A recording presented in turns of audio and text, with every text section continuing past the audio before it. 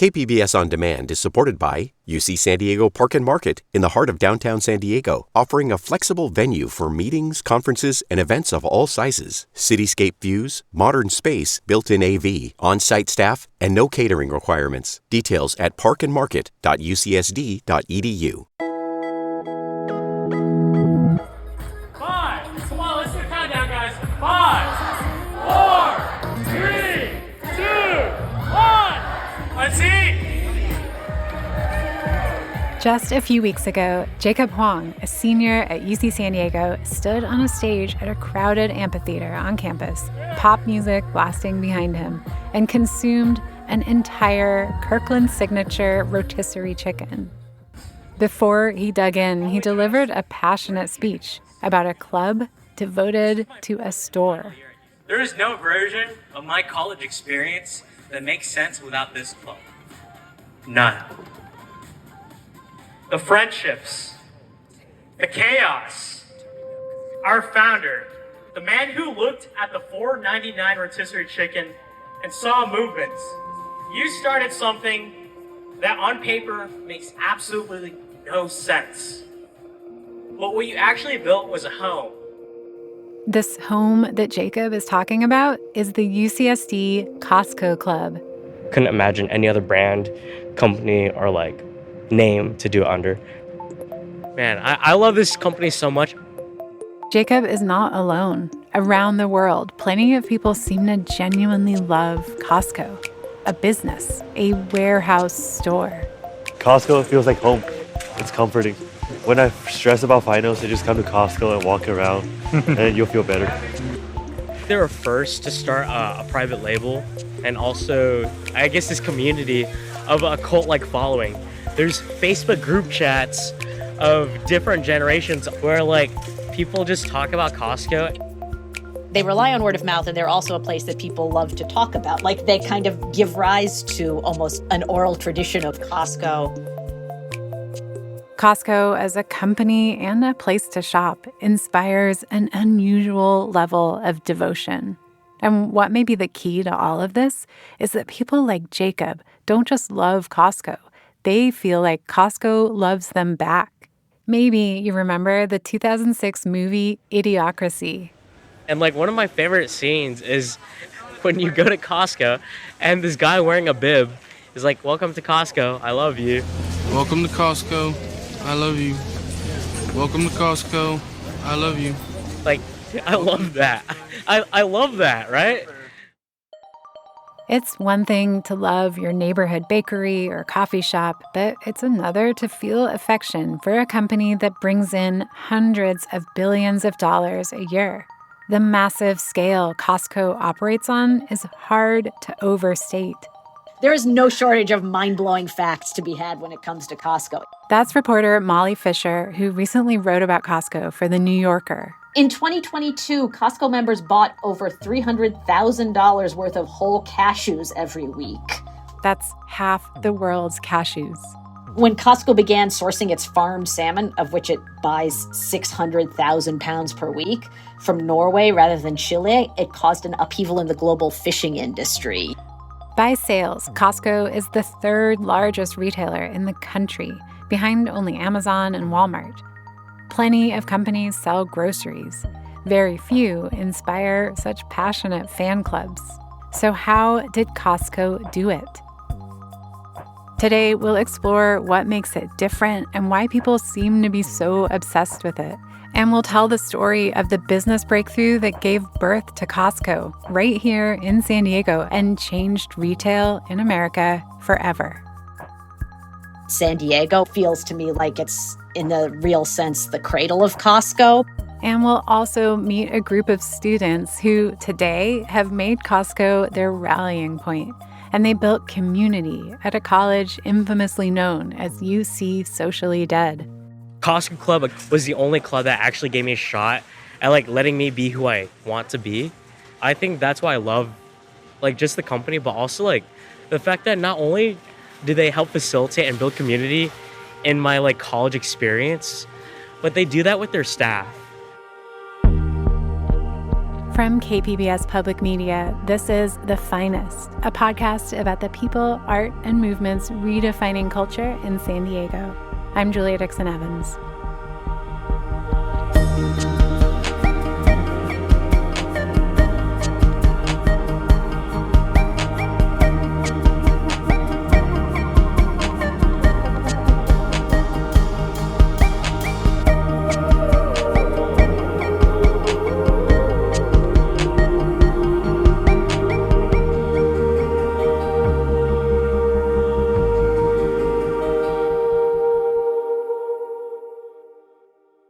KPBS On Demand is supported by the San Diego County Toyota dealers, presenting the new 2025 Camry with refined design and performance. Visit your local Toyota dealer to learn more about all the features the new 2025 Camry offers. The San Diego County Toyota dealers. We make it easy.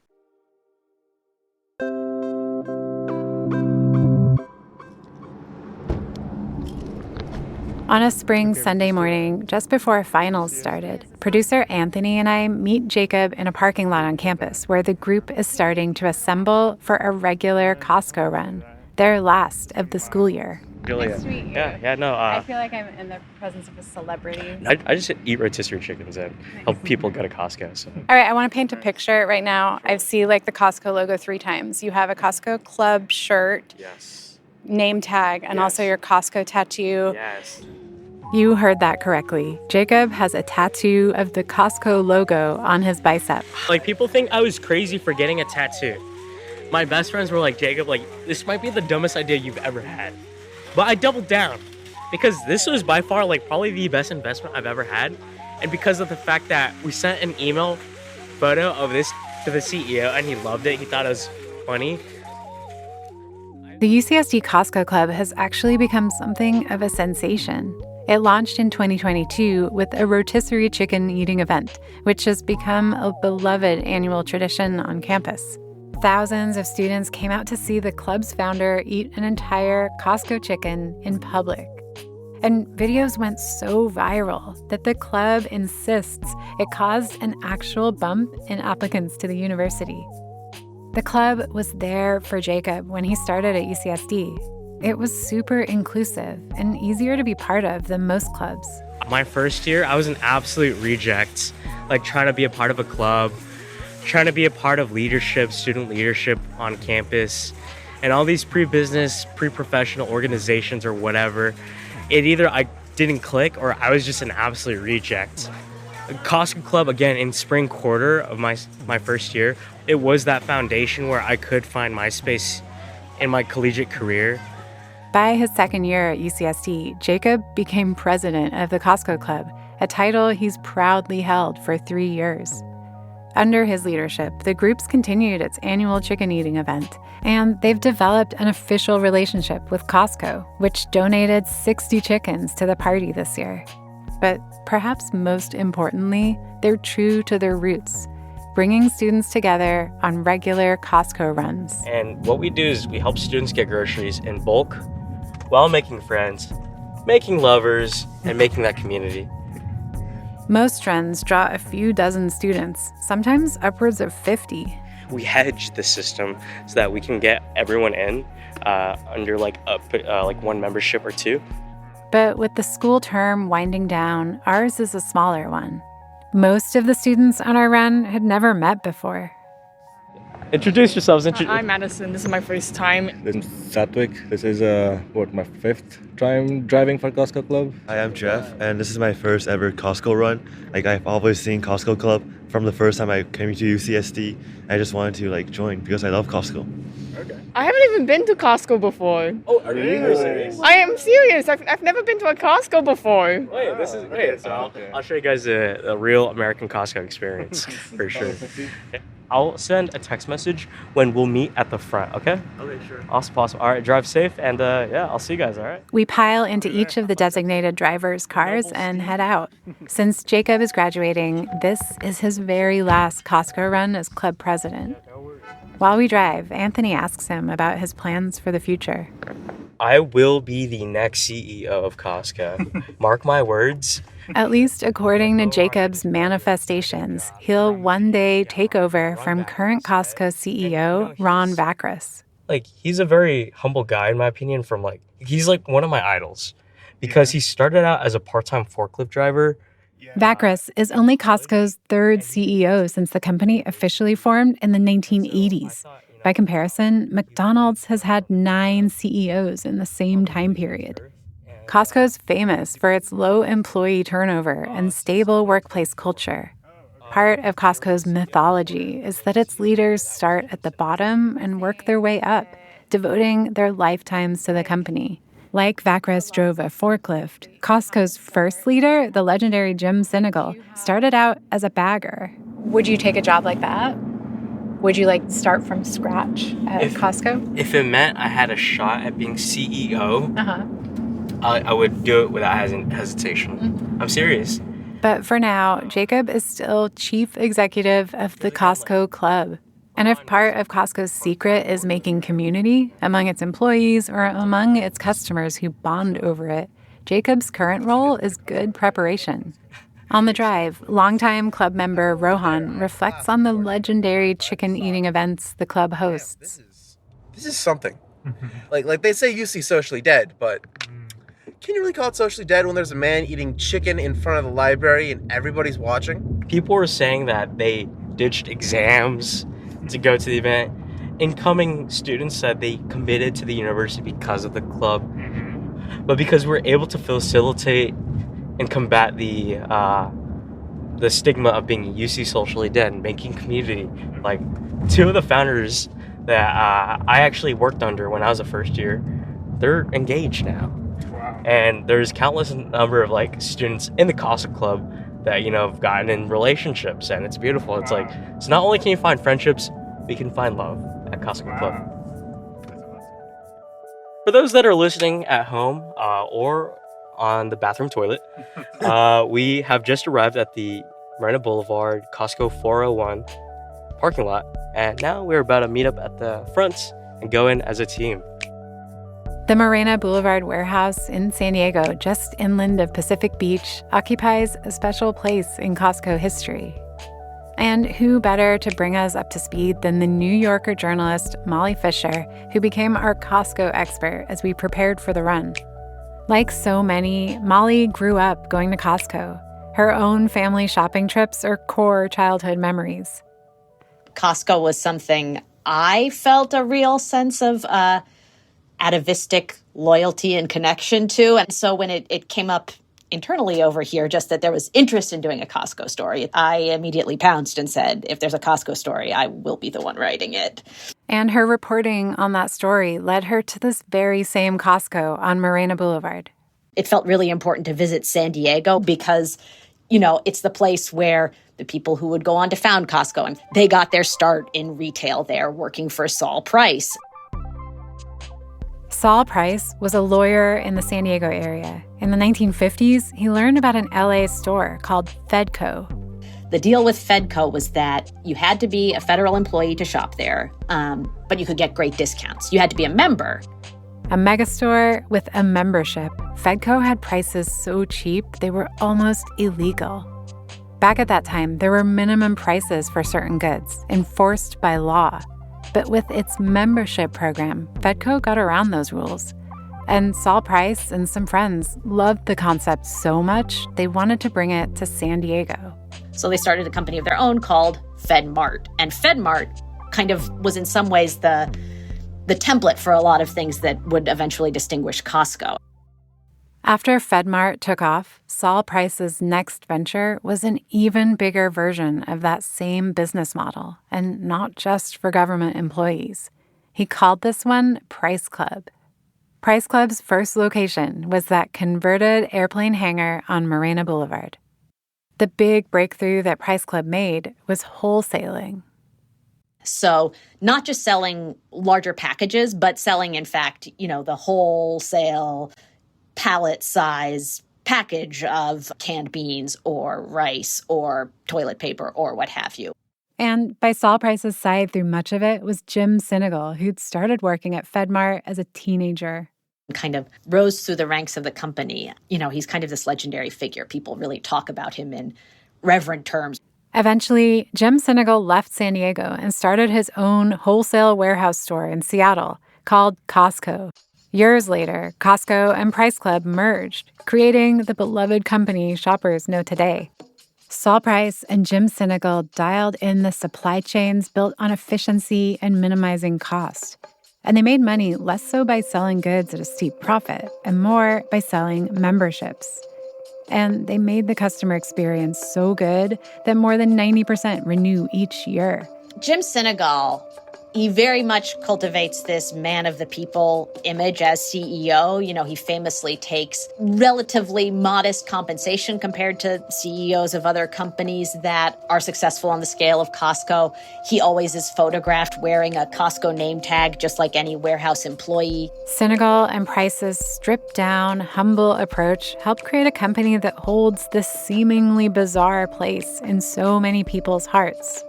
There's something about the sheer blandness of Costco's affect, like the fact that it is a warehouse, that it is this sort of anonymous space, makes it a place that people kind of project onto. So I think people do think of it as, their place, even when it's Costco. Coming up, we step inside Costco with people who certainly think of it as their place. We'll see what happens when a group of strangers spends a Sunday morning at Costco together. And we'll try to answer the question, why are people so obsessed with Costco? Stay with us.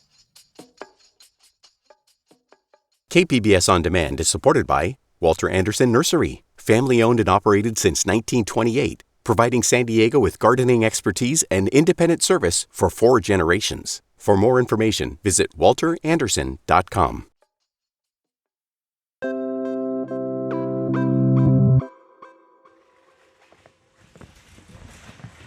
The morning of our run, the Marina Boulevard Costco parking lot is bustling, as always, but not yet packed. Yes, this is the OG. This is where warehouse wholesale, pretty much was birthed. It looks pretty nice. This looks very nice. I saw the menu and I thought, wow, they got a good selection. And for $2.50? I'm going to try a double chunk chocolate cookie today. Really? Yeah. I'm going to try a calzone. Resisting the food court, for now, we scan our membership cards and set foot inside. Our new friend, Madison, is blown away by her first ever look at the interior of a Costco. Oh my God, the shelves are huge. There's so many boxes. Oh my God, is this a slushie maker? That's the Ninja slushie maker right there. Oh my goodness, this looks amazing. I love slushies. That's a sauna. Wait, hold on, let me see that. As we wandered through the warehouse, a baby in a shopping cart waved to us and put some of our group in a nostalgic mood, remembering being pushed around in Costco carts by their own parents. Sundays, when I was a kid, after church, my dad would be like, oh, we're gonna go get food after. I'm like, oh, where? Costco. I'm like, what? I'm like, what? It's like, yeah, the free samples. Like, oh, okay. When I go to Costco, it feels like going home. It's all the same all over the road. It's like the layout, the food court, everything just feels the same. So when I'm homesick, I go to Costco. I might sound super obsessed, I know, but after midterms and exams, I would literally come to Costco as a de-stressor. But for the UCSD Club members, the appeal is more than nostalgia. It's also the prices. They feel like they're getting pretty much the best deal possible. Costco hot dogs, for example, have cost $1.50 since the 80s, and it comes with a drink. Rohan reminded us of a famous Jim Sinegal quote about that deal. When another executive complained that the price was too low, Jim reportedly said, quote, "If you raise the price of the hot dog, I'll kill you. Figure it out." We'll show you that type of mentality where it's for the customer. Any business. And for just a few more bucks than the hot dog is the item that made UCSD's Costco Club famous. Oh, the chickens. $4.99. Yeah, the rotisserie chicken. Angie, the employee working the rotisserie chicken station, noticed Jacob's Costco Club shirt. Oh, that's cute. I like it. Do you like working at Costco? Yeah, I love it. It's almost been 20 years in December. Yeah, it's a great company. Yeah. Why do you love it? Why do I love it? Because even though I was a single parent, I was able to raise my daughter. So they worked with my schedule, and I was able to be present in my daughter's life. So I can't complain. That's very touching. You can make so many things with this chicken, you know? Ooh, what's the best? You can make enchiladas. Oh, really? Yeah, enchiladas. This workplace culture Angie's talking about is something Costco's famous for. And Molly says it's especially interesting to the many business professors who study Costco. You know, there are several people who I spoke to who have written about the way that treating employees as Costco does, that is to say, compensating them fairly, making sure they have solid benefits, things like health insurance, that they're able to build long-term careers with the company, you know, stay there for a long time, learn skills, kind of create a stable, competently run environment for the shopper. You know, these are experts who make the case that those practices actually help the company to be more productive and so be more profitable. Costco's business model is hugely influential, but not all its imitators took this philosophy to heart. Sam Walton, one of the founders of Walmart, has spoken a number of times over the years about how he feels like he stole a lot of his ideas from Saul Price. But they retain, even as their business models are sometimes similar, they retain a very different attitude toward their workforce, for one thing. You know, if you have a workforce where you're having to train new workers all the time because there's tons of turnover because people can't afford to live on what you're paying them, that's the kind of cost that, you know, a company like Walmart is just eating. They've decided that it's easier to treat workers as disposable than to try to cultivate them over the long term. Costco has decided to take a different approach and, you know, tries to really sustain long-term employment because it believes that it will be able to better serve customers that way. Clearly, Costco has lots of passionate fans and admirers, but it's also a massive company and, of course, far from perfect. And some worry it's losing what made it so special in the first place. Molly's article had the headline, "Can the Golden Age of Costco Last?" There are questions about whether Costco's model and commitment to their employees can endure as the company gets even more powerful. Some 18,000 Costco workers nationwide are unionized, some warehouses since the Price Club days. That could signal that some of the beloved workplace culture is the result of workers fighting for it. In 2025, a strike over unfair wages and benefits was averted at the last minute. Just days before the strike, Costco announced raises across the board. Molly spoke to employees who said that Costco's workplace culture had changed and that the family feeling among workers had faded. One union leader stated, "This isn't Jim Sinegal's Costco anymore." But despite recent conflicts, Molly says most are holding on to their faith in Costco. I think it's too soon to tell what will come of all that. But I was struck again in talking to people who were involved in those efforts or who were watching them with interest and approval from other locations by how much of people's investment in the unionization effort had to do with sort of really deeply held and genuine seeming belief in Costco and some sort of idealism about what Costco should be, you know?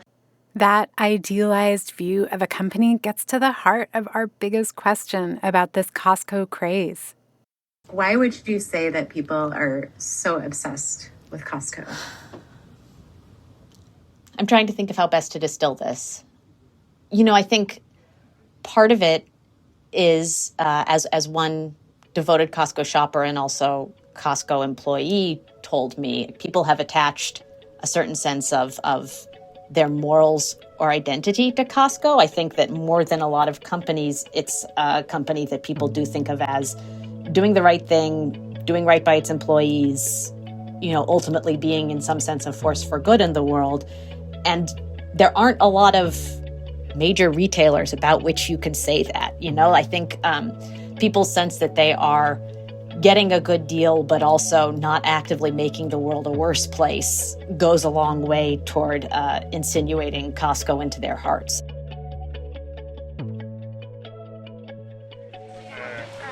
For the phrase. Oh wait, I spotted our first sample, everyone. They're good. Baru nut. Have you ever heard of these? Never heard of this. That's new. It's like new as a concept. I just didn't think I would ever like really discover a new nut at this point in my life. Anyway, I'm getting some. We can all try them. Yeah. Oh, wow.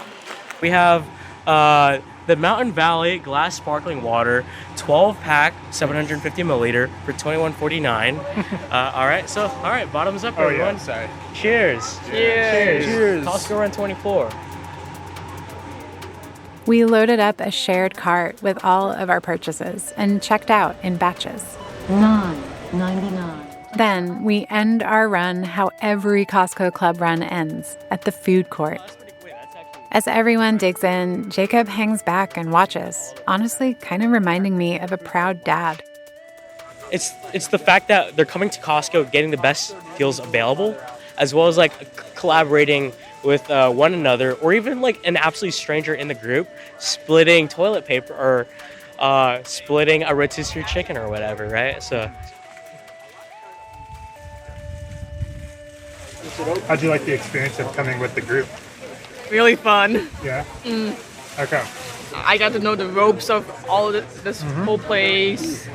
Is it hard to make friends on campus at UCSD? For me, I guess, yeah. Because I'm more like a loner type student. It's just like I've never been to like an outing like this before. Do you want to keep coming? Like next year? Hoping to. Yeah, Costco Club, it's just going to Costco with like friends. You can just like browse everything and you get different recommendations. Also, yeah, I didn't know those nuts existed before, but then like she just bought those and shared it with us, and it was pretty good. It was like peanuts. I'll get some next time when they're on sale too. That's kind of nuts. I've made that pun twice. You can edit it out in the recording. We'll keep it at that time. And as Jacob watched them reflect on their Sunday morning together, the hopeful next CEO of Costco knew that his last UCSD Costco Club run was a success. It's easy to brush this off as a novelty, the college club devoted to a store, or Jacob himself with his Costco tattoo. But the appeal of Costco Club isn't really the warehouse or even the chicken. It's what our new friend Jeff told us earlier, that Costco feels like home. And this trip wasn't really about shopping. It was about having a reason to show up, spend time together, and turn a routine errand into something more. No one at that food court table was friends before the run that day. Look over here. But these absolute strangers at the start of the event, everyone was quiet and timid, right? But now look, they're all mingling. This is beautiful. It's beautiful. This is what like I strive for. Like this is why I do it. This is why I do this.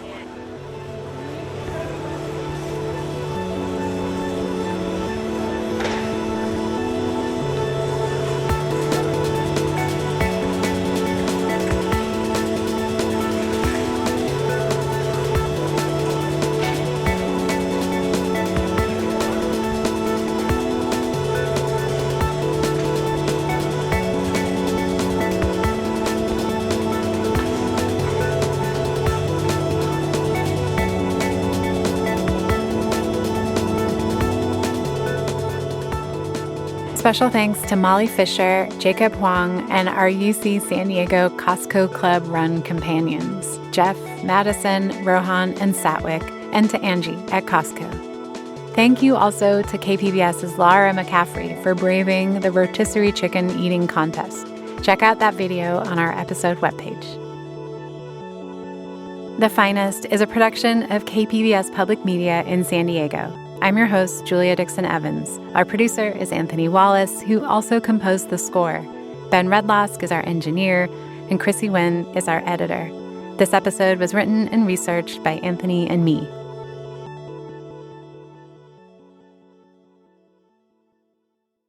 KPBS On Demand is supported by ACLU of San Diego and Imperial Counties. The work of the ACLU is about closing the gap between the America that was promised and the America that is. Learn more at www.aclu-sdic.org.